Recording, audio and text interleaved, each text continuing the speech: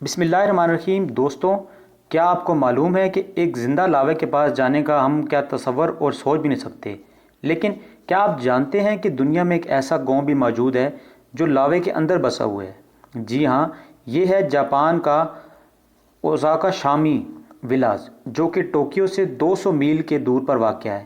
اس گاؤں کے لیے سال 1785 کا سال بہت دردناک تھا، جب پہاڑ سے نکلنے والے لاوے نے آدھی آبادی کی جان لے لی تھی۔ لیکن قدرت کے اس خطرناک روپ کو اپناتے ہوئے 170 لوگ ابھی بھی یہاں رہتے ہیں۔ یہاں کے زیادہ تر لوگ فشنگ کر کے اپنا گزارا کرتے ہیں۔ یہاں کچھ گھروں کے علاوہ ایک جنرل سٹور، ایک ریسٹ ہاؤس اور ایک مکینک شاپ بھی موجود ہے۔ یہاں بہت سے لوگ گھومنے بھی جاتے ہیں، لیکن یہاں کا موسم بہت خوشگوار رہتا ہے۔ تیز ہواؤں کے ساتھ ساتھ بارش بھی کبھی کبھی ہو جاتی ہے۔ فیکٹ نمبر 2، آپ نے اکثر لوگوں کو اپنے جسم کے مختلف حصوں پر ٹیٹو بنواتے ہوئے دیکھا ہوگا۔ مختلف ثقافتوں میں اسے بہت سے نام دیے گئے ہیں۔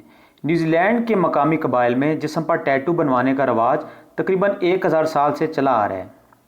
ان مختلف نشانوں کو مقامی لوگ ٹیماکو کے نام سے پکارتے ہیں۔ یہ بہت سے لوگ منہ پر بنواتے ہیں، اور اس سے ہونٹوں پر بھی اور چن پر اور چیکس پر بھی۔ ان ٹیٹوز کو بنوانے کے لیے خاص طرح کے نوکیلے اوزار کا استعمال کیا جاتا ہے۔ قدیم یورپی یونین میں ایسے نشانات ان لوگوں کے منہ پر ہوتے تھے جنہیں معاشرتی طور پر شریف مانا جاتا تھا۔ ایسے افراد کسی بھی شعبے میں ماہر مانے جاتے تھے۔ فیکٹ نمبر 3، اکثر آپ الیکٹرک سوئچ میں لگا ہوا یہ کٹ دیکھتے ہیں۔ ہمارے گھروں میں نارملی جتنے بھی سوئچز ہوتے ہیں، ان میں زیادہ تر اس طرح کا ان میں کٹ ضرور ہوتا ہے۔ لیکن یہاں پر سوال ہم یہ پیدا کرتے ہیں کہ آخر اس کٹ کو کیوں بنایا گیا؟ اس کٹ کا کیا فائدہ ہے؟ الیکٹرک سوئچ میں اس طرح کا کٹ اگر نہ ہوتا تو پھر کیا ہوتا؟ دراصل کٹ یہ سوئچ پر نہیں ہوتا، بلکہ صرف پینل کے بنے ہوئے سوئچز میں ہوتا ہے۔ پینل یعنی کہ پیتل اور ڈفرنٹ دھات کے بجلی کا ایک بہت اچھا کنڈکٹر ہے، لیکن زیادہ تر استعمال کے بعد یہ پیتل گرم ہو جاتا ہے، اور جب بھی کوئی چیز گرم ہوتی ہے تو پھیلنے لگتی ہے۔ اس طرح یہ بن جاتی ہے ہمارے لیے پرابلم۔ اس کے بعد پیتل پھیل جائے گی اور پلگ کے اندر پھنس جائے گی۔ اس کا سلوشن یہ ہے کہ یہاں پر چھوٹا سا کٹ بنا دیا جائے، کیونکہ کٹ لگانے کے بعد پیتل کو پھیلنے کے لیے جگہ مل جاتی ہے اور وہ پلگ میں پھنس نہیں سکتا۔ فیکٹ نمبر 4، کیا آپ جانتے ہیں کہ یورپ میں گارڈن کو اس دنیا میں پہلا فلاور گارڈن مانا جاتا ہے؟ اس گارڈن میں دوستوں لگ بھگ دنیا کے سبھی فلاورز موجود ہیں۔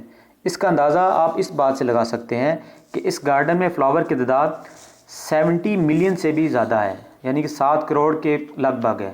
صرف اتنا ہی نہیں، بلکہ اس گارڈن میں فلاور کی مدد سے بہت سے امیزنگ آرٹس اور فلاور آرٹس اور واٹ آرٹس کو الگ الگ کیا گیا ہے۔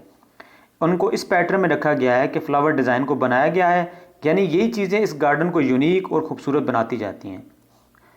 فیکٹ نمبر 5، ڈرون کی تیاری میں پلاسٹک کی بڑی مقدار استعمال ہوتی ہے۔ یہ تو آپ جانتے ہی ہوں گے، لیکن پلاسٹک کا ہمارے ماحول پر اتنا برا اثر پڑتا ہے، تو اب اس کا حل ملائیشیا کے ماہرین نے کچھ اس طرح سے نکالا ہے کہ انناس کے چھلکوں کی صورت میں اس کو پیش کیا۔ انناس کے چھلکوں کی مدد سے ڈرون کا ڈھانچہ تیار کیا گیا۔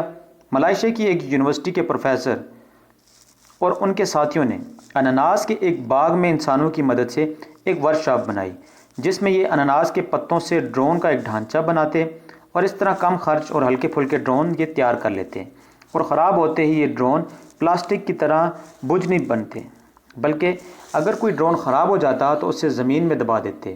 یوں اس کا بڑا حصہ 2 ہفتوں میں بکھر کر خود مٹی کا حصہ بن جاتا۔